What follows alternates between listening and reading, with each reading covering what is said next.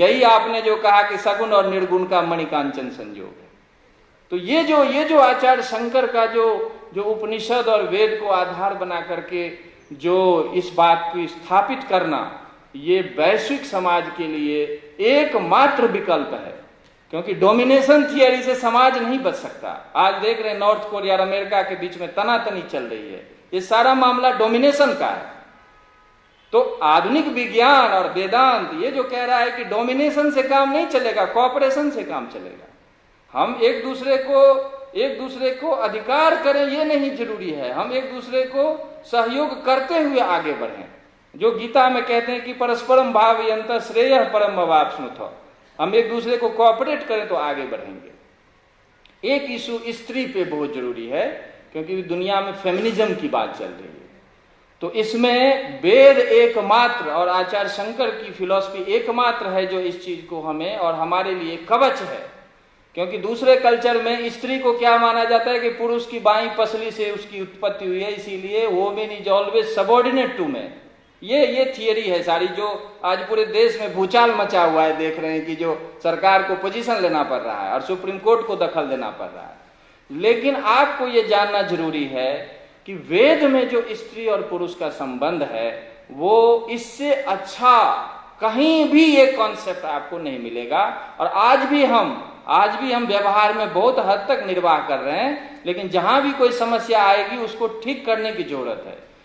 बृहदारण्यक उपनिषद का पहला जो अध्याय है उसमें कहते हैं कि एक तत्व है, जिसको मूल कारण की बात अभी मैंने की थी।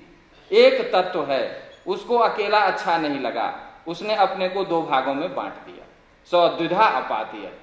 और जब दो भागों में बांट दिया तो कहते एक से दो भागों में पतन होने के कारण एक का नाम पत्नी है और एक का नाम पति है। ये पहला शब्द का प्रयोग है वहां कि पतनात पति पतनात पत्नी। एक ही अपने को दो भागों में बांट लिया, एक स्त्री तत्व है, एक पुरुष तत्व है। और कैसा है उसका आप उदाहरण देखें तो और आश्चर्य लगेगा। वो कहते हैं कि दाल के दाने से उदाहरण है, अर्ध ब्रिगल मिब। और दाल का दाना कैसा है कि आप देखते हैं कि बाहर से वो सिंगल कोटेड होता है, लेकिन अंदर में उसके दो हिस्से होते हैं।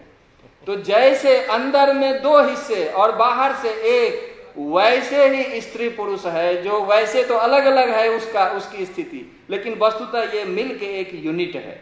इसीलिए यदि कोई स्त्री मात्र रहे तो उसमें अकेलापन रहता है, यदि पुरुष मात्र रहे तो अकेलापन रहता है। वस्तुतः दोनों मिलके एक यूनिट है। इसीलिए अपने यहाँ है कि हर एक कार्य में स्त्री पुरुष का एक साथ सहयोग होना जरूरी है। और यहाँ न तो कोई ऊंच है न कोई नीच है, एक ही सत्ता के दो रूप हैं जिनको मिला के पूर्णत्व को प्राप्त करना है। ये सबसे जरूरी है जिसको हमें प्रचारित करना चाहिए, जो आदि शंकराचार्य की देन है। और मुझे लगता है बहुत समय नहीं होगा क्योंकि बहुत लोग बैठे हैं, लेकिन मैं प्रकृति और जो पर्यावरण को लेके एक बात जरूर मैं बताना चाहता हूं कि ये जो डोमिनेशन थियरी है वेस्ट की, हम सब जानते हैं कि हमारी नदियां उस समय से गंदी हुई हैं जब से हमने वेस्ट का मॉडल लिया है। भारत की जो अपनी जो ज्ञान परंपरा है उसके आधार पे गंगा कभी मैली नहीं हो सकती, यमुना कभी मैली नहीं हो सकती। यहाँ तो जब हम दूसरे से हम आयात करते हैं, जब आयातित मन से हम कार्य करते हैं, तो हमारी सब कुछ जो है वो मलिन होने लगती है। और इतना मलिन हो जाती है कि उसको ठीक करने में हमारी पूरी शक्ति लग रही है, फिर भी नहीं ठीक हो रहा है।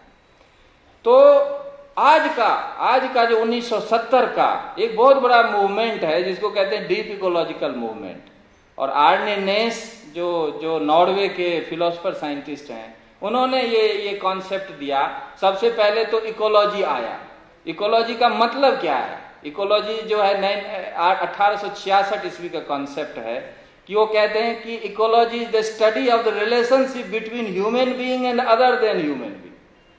क्यों? क्योंकि मनुष्य और मनुष्य के अलग जो चीज है उसके संबंध की बात कभी वेस्ट में रही ही नहीं है।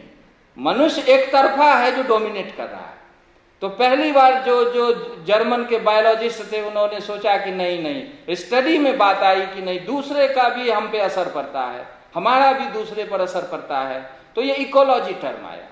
और जब इकोलॉजी टर्म आया तो बाद में इसको भी मैनिपुलेट करने लगे न्यूटोनियन साइंटिस्ट जो हैं। तो बाद में फिर इसको 1970 में आर्लिनेस ने 2 भागों में बांट दिया, बोला शैलो इकोलॉजी और डीप इकोलॉजी। डीप इकोलॉजी जो कुछ भी बात आज विज्ञान में आई है, बाद में अभी जेम्स लवलॉक नासा के साइंटिस्ट